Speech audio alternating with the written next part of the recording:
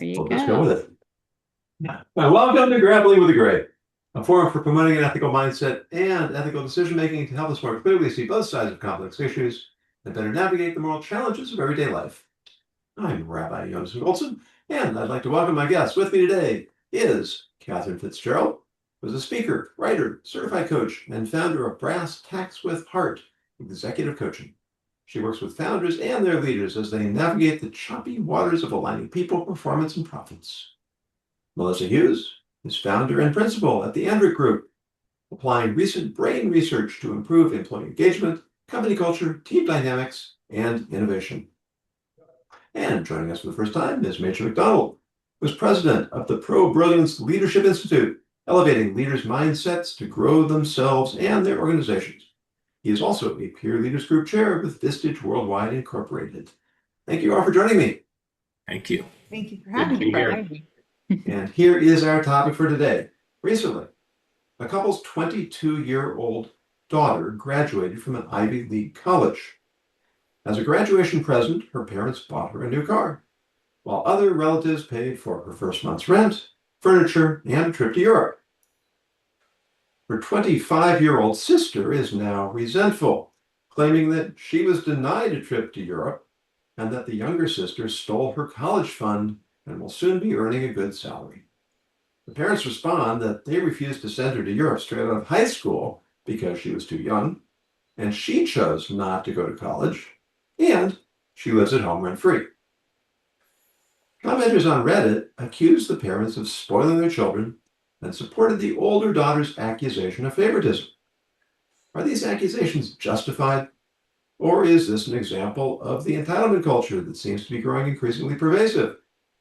And how might the same kind of tension appear in the workplace and in society at large?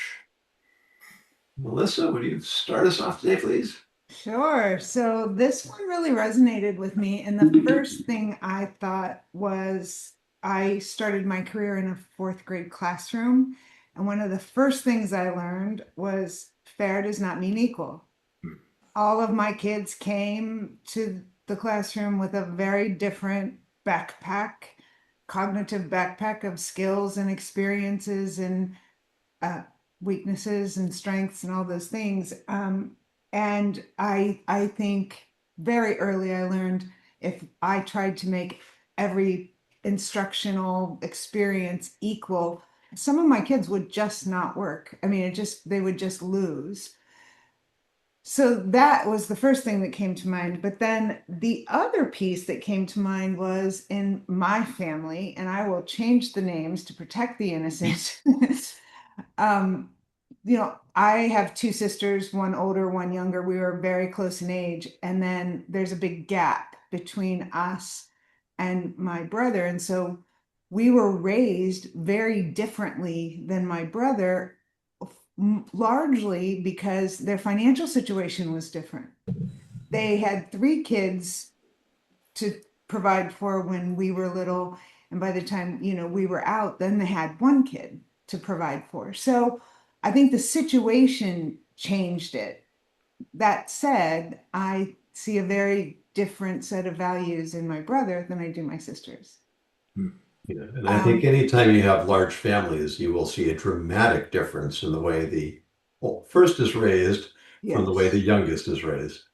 Yeah. So that piece of entitlement kind of slid in, and I'll turn it over to the others, but because I don't know where I net out on that in your example, but I definitely see it. It's there. It's a reality.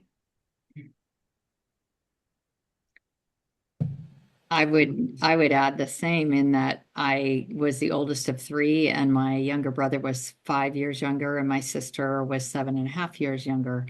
And in our lifetime, my sister and I were never in the same school or in the same, mindset or exploring or freedoms or anything. And, as kind of an exclamation point to it, she got married later in life because she got a doctorate at Columbia and then got married. And she has two young daughters, and I have three grown sons. And so it's like we have never been in the same thing at the same time, but also because my brother was born with Duchenne muscular dystrophy. He was in a wheelchair from age 10 to 18 when he passed away. And we both had perceptions of our roles in terms of being his equalizer or his person, his peer that could be present to help him keep up with his friends or, et cetera. And my sister had a totally different experience than I did because she was younger. She was allowed to be the baby as an infant, but then as she got older, they were both in high school together. They were in the same grade because of, things that had happened in his life. And then he passed away at 18. So just flash forward, in our married lives, we're still really far apart in the way that we, connect with each other. And I went off to college at UCLA. My sister stayed in town, but then she continued and she went off to get her doctorate in New York. So, I think life is never the same for any individual. I mean, even if you grew up wearing the same clothes and, being identical twins, I think your experience of life is different. I also kind of thought about the older child and I, who knows what the mindset of the parents were in terms of putting college up there as, some opportunity or of a burden financially for them. I mean, who knows? And why did that 25-year-old make that choice to not go to college? We don't really have that answer, but I would hope it was her choice and not her parents' choice or a situation where she felt put upon. So, it's a fact of life, but I can see both sides of it, Well, it's interesting, Catherine. You mentioned your brother who had a disability, and when differences are obvious, we don't expect equal treatment. Mm-hmm. But we don't seem to have the same awareness or the same tolerance or patience when the differences may have to do with temperament or personality or that type of thing. I also was thinking when you were talking, Melissa, that I'm sort of wondering now why horse racing, why there hasn't been a lawsuit, because when horse racing, they're handicapped, which means that the better horses carry more weight. Well, how is that fair? Well, of course, the whole point of horse racing is the betting. So if everybody knows what horse is going to win, there's not much to bet on. So they want to even the field. And yet we understand it's part of the system there. But somehow there is this pervasive attitude today that we should try to achieve absolute equality of outcome. And it seems to me largely unrealistic. Mitch, what are your thoughts? Wow, great conversation. What comes to mind for me is the comparison game. Oftentimes we are comparing, everybody else's highlight reel to what's on our cutting room floor, and depending upon our personality, we have that view of whether we're being treated fairly or not. One of the things I'm reminded of, and I can't speak to the sibling aspect of it, but I do have 3 kids that are 5 years apart. And I can tell you every one of their personalities is polar opposite, if that's even possible. And so for my wife and I, it was really a matter of finding out, and we homeschooled our kids, by the way. So we were very in touch with where are their innate talents and strengths and blessings, and to nurture those. And everybody had something different. So there wasn't this feeling of, well, I didn't get that because they got what they wanted. So we were very much in tune with listening for what they're needing. And when it all comes down to it, what we've found, not just with our kids, but people in general, is that we're all wanting or needing freedom, happiness. And what I've found to be true is people, situations, and circumstances show up in one's life to reveal to themselves where they're not free.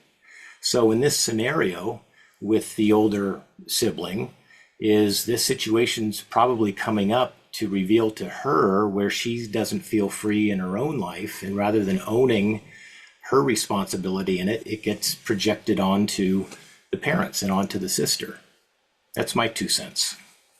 In fact, in the article that carried the story, it was reported by the mother. So of course we're hearing one side of the story, but according to the mother, they had made frequent overtures to the older daughter to support her in some way of finding a college program or a vocational program or something that would provide her with access to a more lucrative career, and that she had declined the offer repeatedly.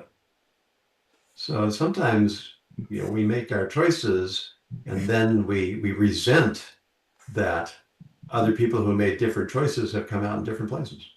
We call that help me, help me, help me. I bet you can't. You know, I keep thinking about, it's more, I think about opportunity. So for the older child, according to mom, the opportunities were there. She chose, not to pursue them. And so I think for me, that's where instead of fair, because the brain hates it when we're not fair, or we're not treated fairly.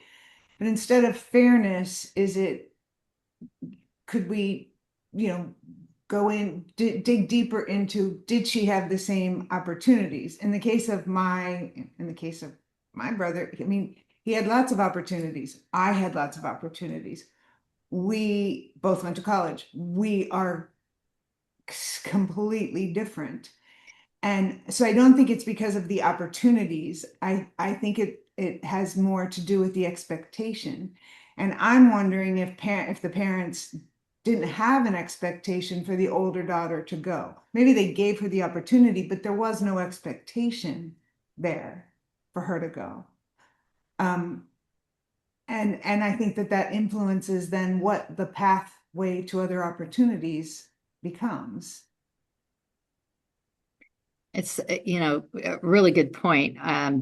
What popped into my head when you were speaking was the other side of this is generationally where they are in the digital world compared to what we grew up with. And so we're kind of comparing apples and oranges in terms of our experience of childhood and their experience of childhood.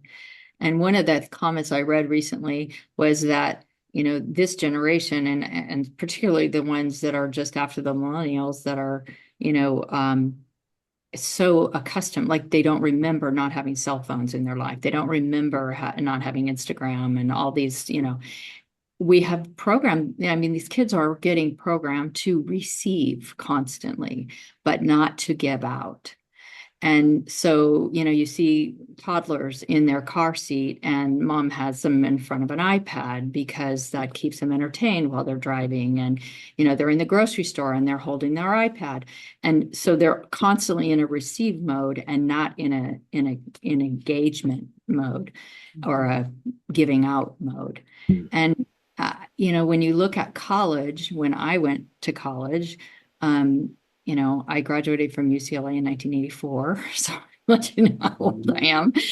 And I went off at 17, and it was a dream of mine, and I didn't apply anywhere else. Today, you would never do that. But my father's response when he came home was, because I was so excited to tell him I got accepted, he said, well, let's wait and see what Fresno State says. And I said, I don't think they're going to say anything, Dad. He goes, what do you mean? I said, I didn't apply there. He was just flabbergasted. And I thought, how could you be in the same house with me while I'm doing all this and not know that I had only applied there? But another day, another time. But my sister, on the other hand, there was no discussion about it. She just went straight to Fresno State. And she was, kind of tethered at home. And when my brother passed away, in 1986, 2 months after I had gotten married, my sister was still, in school, and he passed away when he was a junior in high school, and she was still in the high school when he passed, and she had to go back to school, with everybody asking questions and all those things, and I didn't have that because I was off in my adult life. So, you know, we measure the good things that, you know, we think are we got cheated out of or whatever, but we don't ever kind of step back and look at the things that we had that we were able to not deal with. And in my life, particularly, and hers, it really is all around that. And my brother, you know, he was a wonderful person. He never wanted to be treated specially, and probably was one of the most independent thinkers I've ever known. And he was a big thinker. He was always, you know, good at conversation. But the reality of his life, it altered mine and it altered hers dramatically. And it was only in our adulthood that we were able to have a conversation and really recognize that some of the conflict that we had between us was really about our different experience and perception of what the other person had experienced. Because I was tethered to my brother and sister to take care of them regularly. And so I was more parent than sister. I was never peer. And my sister, on the other hand, looked up and saw all the freedom I had, but it was, no, I was 7 years older than you. So yeah, I had freedom, but I didn't have it when I was your age, you know. But we don't look at things in chronological, you know, logical order. We look at them from that self-centered heart and perception of what we think we deserve and what we got. Yeah. You know, and I think it takes exceptional parenting to acknowledge the difference as we're going through it, you know. And I say that only in that I think it's a challenge because we all, as parents, I think, pour into our kids and do as the best we absolutely can. And we want them all to be happy and we want them all to have the best experience. And there's no favoritism in here. You are my child, you know. But until they become parents, they don't see that side of it. Yeah, and I was thinking as you were talking, Machen, that you know, I had my wife and I had four children, five and under. Also, everyone incredibly different from the other. Constant charges of favoritism through the years. But also, what you were talking about expectations, Melissa, that um, you know, our first two kids, we expect to get A's, and okay, the occasional B maybe. Our third boy, our younger son, he was just a goofball. And, you know, you got to see, all right, that's fine. He went on He to passed. make, you know, he graduated cum laude from college. He got a job into one of the big investment banks. He is just moving rapidly up the ladder. And Mm. whatever it was that kicked in with him just needed time for Yeah. him to become the person that could tap into that potential. And, you know, there are plenty of things I beat myself up over the way I parented, but I'm glad with him that at least in that area, we gave him space and we didn't push too hard. And eventually when he was ready, he blossomed. Yeah, that's interesting that, you know, I work with foster kids, and these are kids who have, for a variety of reasons, have no one at home saying, I expect you to get an A, the occasional B, because you're going to go off to college and because I want this for your future. And instill in them why that future is so valuable, how that college experience or vocational school or trade program will change the trajectory of their lives, how working hard in high school will change the trajectory of their lives. And, you know, and I work with foster kids who don't have someone at home beating that into their heads. But my message is, but you still have opportunity. Your opportunity now is, okay, you've had, like, drew the short straw from ages 15 to 18, but now you're aging out of the system and you do have opportunities because the state of here in the state of Florida, in many states, will let you go to school. We'll give you a voucher so that you can go to school because you don't have someone that's saving for your college fund. Mm. And and I am always astounded because I look at them and I think, man, gift because I came out like I had debt and it cost a lot of money and I had to get 17 jobs and you don't have to do that. You can just go to school. But there's no expectation leading up to that moment that says, no, this is really important. And so I don't think they see it as an opportunity. I think they see it as a choice, but not an opportunity because no one has instilled that as an expectation in them. And I wonder, that's why I keep going back to this story. I wonder if the older child, I wonder if there was no expectation. They were different then. They were in a different place. It was their first child, whatever. But I'm wondering if their expectations didn't tap into why she chose a different path. Hmm.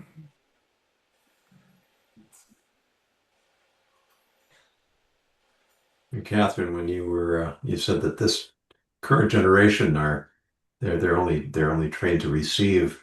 You got me thinking I need to go back and listen to the Eagles' Hotel California again. Uh, yeah, the penultimate line there is, we are programmed to receive. There you go. And I mean, gosh, I was in college when that one came out. Uh, Me too. and it's really, it's one, the Eagles are a fascinating band. They have a lot of very insightful comments about society that were not what you expected from, Mhm. the pop culture. They critiqued the pop culture in a very insightful way. And Mhm. and that song in particular, I think, has proven largely prophetic. Like you, Catherine, I grew up in California. I went to the UC system. Um, I tell people what we paid in tuition back then, and then their mouths fall open. It Yeah. sounds like a joke, uh, but it's all part of it's all part of the expectations. I mean, Hmm. my wife teaches middle school, and she has parents that are, they're worried that their kids might not be prepared to go to college. And she tries to have the conversation. That's not necessarily a bad thing. Not everybody needs to, spend Yes. 4 years studying something of questionable value in the marketplace and come out with hundreds of thousands of dollars of debt. Hmm. The expectations should change as the complexion of society changes. And if we're stewards of our children and the next generation, if we're employers, perhaps our employees as well, then we want to try to help them navigate those changes so that they can see, what their options are Hmm. and help them set reasonable expectations for themselves. Yeah. Totally agree. I'm going to toss another question into the mix. I'm gonna play the rabbi for a minute. Um, we haven't even talked about the entitlement piece. And so I'm really curious where you all land on the entitlement piece Mm. because that's the one that is creating conflict in my little bitty brain. Well, I teach Jewish history, and we spend a fair amount of time talking about the Roman Empire. And the Roman Empire, they had something called bread and circuses, which translated into modern language, to my mind, are the entertainment culture and the entitlement culture. Mm. The way they kept the citizens pacified was by giving them basic food staples and giving them entertainment. Let them go to the Colosseum, let them see the gladiators, keep them fed, and then the nobility, they can have their wild parties, and the conquered people, they can be heavily taxed. And the system worked for a fair amount of time until it collapsed under its own weight. Uh, Yeah. and I find it frightening how many parallels there are in contemporary Western society. Mhm. This sense that, I mean, I'm guilty of it too. When the computer doesn't do exactly what it's supposed to when it's supposed to, I can throw a fit pretty fast because there's this expectation. Everything is just supposed to work neatly and easily and answer my commands. Yeah. Um, Mhm. and I mean, talking about entertainment, I mean, it's mind numbing. You can spend a whole a whole evening trying to decide what to watch without watching anything. So true. I just did a neuro nugget on dopamine, and one of the kind of things that'll just break your dopamine system, which completely floored me, was how Netflix doesn't even make you choose to watch the next episode. All you have to do is sit there and it'll offer up the next episode. And when I dug into that, I mean, I was just like, oh my gosh, that's so true. When I dug into that, it's because you're not choosing. You are, back to Catherine's point, you are receiving. Mm. And so I think that I think technology and social media and just all the ills of society right now, I think, kids have fewer opportunities to truly make a choice. I think you can very easily slip into this space where you don't have to choose anything. You can Mhm. just be a passenger in life, right? I'm just curious about how many of us had a job before we were 15. And yeah, and if you did that same survey with young people of today, most of them don't have jobs until they're out of college, or if they are not able to have, if they may have to have a job in college to support themselves. But it's a life that I don't think my grandparents saw, my parents saw, or I saw.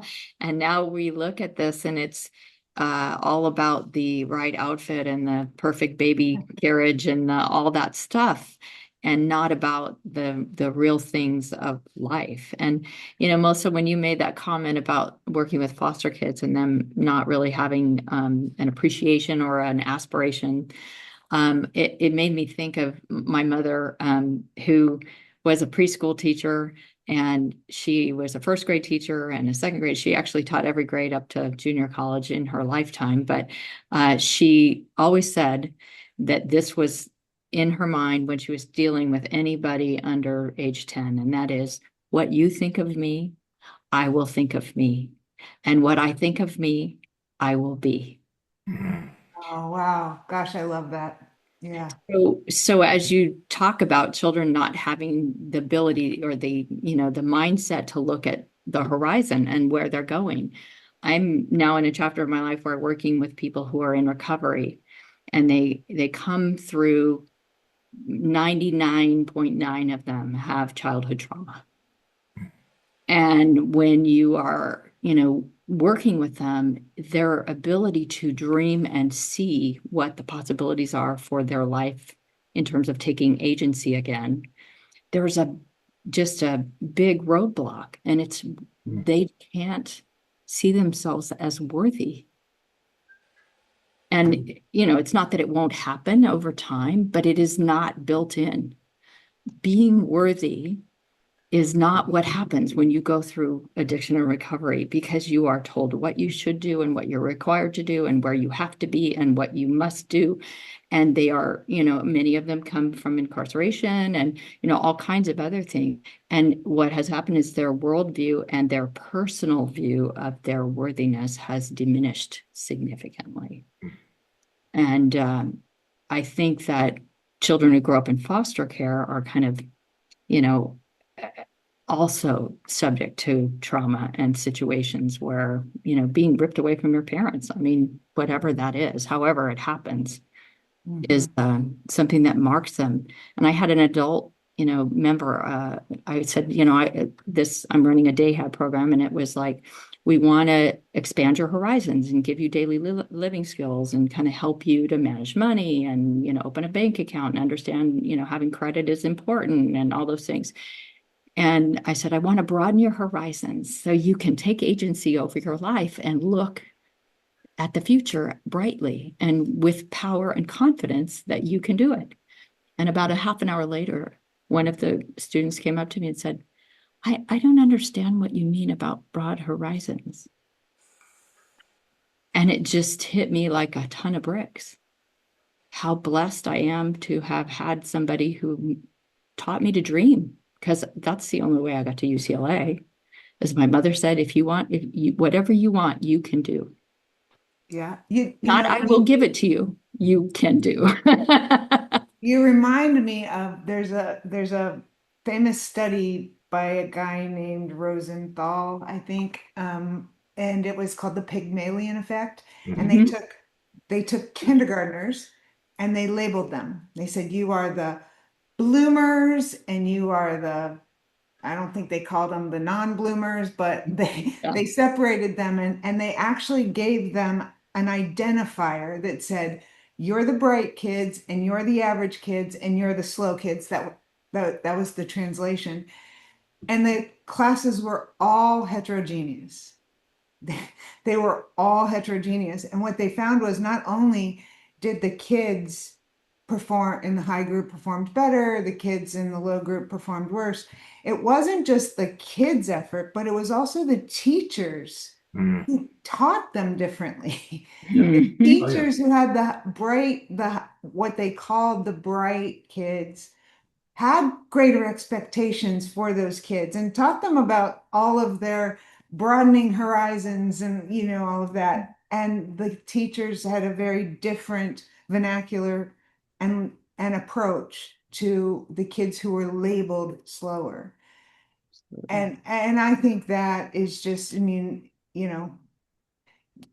we do, It's a we lot do like, it all the time. And that yeah, it's a comes lot like back to the, the expectations that you were talking about earlier, right? The environment's expectations of who we show up as. Mhm. it's a lot like the Stanford prison test. Some people are guards, some people are prisoners, and Yeah. almost instantaneously they accept those roles Mm. and start playing them. Yeah. And it was supposed to be a 2-week experiment. They had to shut it down after 6 days I think it was so dangerous. because it was getting dangerous. One of the really most um, astonishing stories I heard, it was on Tom Bilyeu's podcast. I don't remember who the guest was, but he was talking about somebody else. This fellow had been in high school and been a terrible student, wasn't passing classes, and basically sat in the back of the room and did nothing. And that was just sort of his expectation for himself and his teacher's expectation for him. And then they took the SATs and he got, I forget what, 1,300, 1,400. And I thought, my gosh, I guess I'm not as dumb as I thought I was. And maybe I should actually try to do something. And so he started applying himself, and all of a sudden he started succeeding, and he started doing very well, and he got into college, and he went on to be an extremely successful businessman. Um, And it was something like 20, 30 years later, he got a letter in the mail from the SAT board, and it said that periodically we do reviews of past tests for accuracy. And it turns out that your score that you received was misrecorded. And his score was something like 970. wow. But he didn't know that. He He knew he was thought, successful. He knew he was he successful. thought he was smart. Yeah, that's it. And that was all it What took. you think I will be, I will be. Yeah. What I Mhm. think I will be, I will be. Yeah. Mhm. Yeah, there's another one that go if I get it right, it goes, I'm not who I think I am. I'm not who you think I am. I am who I think you think I am. Oh, Yeah. yes. I heard that recently. Mhm. Yeah, it really tells us a lot. Mhm. And when you think about, I can still remember statements that teachers made, that a particular teacher made when I was in second grade. I got a bad grade, and I remember looking at the paper, and it had a sad face and it had red tears all the way down the page. And in my mind's eye, I can still see that room today. Mm. And I can look around and see the people who are around me. And I was humiliated. I was like, I thought they're going to kick me out of school. I mean, I don't belong here. And I think that made me a better teacher, because I remembered, I think we underestimate the power of our words. Mhm. We underestimate Absolutely. how kids internalize our words. and we say something maybe off the cuff, and then we go on with our day, and 2 weeks later, the kid's still thinking about that comment you made. Mhm. Or every time they see you, they think that's, they think that comment. Yeah, in the Jewish teachings, it said that it's very dangerous to be a doctor because in the course of a doctor's career, it's likely that they'll make some mistake that has devastating effect. Mm. But it's more dangerous to be a teacher Wow. because if you're a doctor, the worst you can do is you can kill the body. But as a teacher, You can shape their entire life. exactly. Mm. Mhm. And I think about it because, I don't think anybody is ready to be a classroom teacher. Oh God, It's I a wasn't. long learning curve. Yeah, I Yeah. would agree. And and to keep the stuff that's going on in our personal lives out of it. I mean, I had a student who was just not a strong student. And there were a lot of things going on in my life at the time that were very difficult for me to deal with. And I just didn't have a lot of patience for her. And several years after she graduated, um, she came up to me and she very politely told me that I had been very hurtful Wow. in the way and I immediately knew she was right. And I told her I thanked her. Yeah, what a Yeah, gift. What a yeah, gift to you, right? yeah. And a couple of months later, I went back and I apologized a second time because I wasn't sure that I'd apologized sufficiently Hmm. the first time. It wasn't her fault that I was going through hard stuff. Hmm. And it's still something that haunts me. It's hard when we have to look our humanity in the mirror sometimes. Yeah, I can really relate to that as well. But Mhm. also, I think you taught her the power of an apology. You taught her how what it looks like to be vulnerable and to take and to own what we do, take accountability for our actions and our words. So I would say don't beat yourself up because that lesson is as important. And also she had the a sense of agency to step yeah, forward and say, "Hey, this is how you made me feel." yeah, So Mhm. all the way around, I would take that situation. yeah. I mean, I don't agonize over it, but it's a lesson that stays with me Sure. because it can become relevant again. Mhm. And everything we do in life, we're interacting with people all the time. Yeah. And just to show a little more grace, Mm. be a little more patient, presume positive intent, try to give the benefit of the doubt, and remember that there are all sorts of things going on in people's lives that we don't see and we don't Right. know, Right. Absolutely. and that there might be some very good reasons for people's bad behavior that we're just not privy to. Absolutely. What is the saying? Every person you meet is fighting a battle you know nothing about. Yeah. Yes. Yeah. Hurt people, hurt people. Hurt people, that's a good one. Mhm. Yeah. It's listening. I find, and I'd like to check it out with you all. Oftentimes, when people behave in a way where they go defensive or passive aggressive or even attack, is oftentimes because of an unmet need. And they're not sure even what they need. They just feel that something is off inside and they project onto other people. And so sometimes it's really just a tragic expression of them not knowing how to ask for what they need. Yeah, I mean, we don't, at least certainly in previous times, maybe, I don't know if it's better or not now, but we really haven't taught communication skills in terms of difficult conversations. Mm-hmm. We talk about it a lot, having hard conversations, but that doesn't make it easier just because we're talking about it. Right. Mhm. And even when we recognize how important it is and how valuable it is, I mean, I know I find myself, avoiding conversations that I know are going to be hard Mm. because they're going to be hard.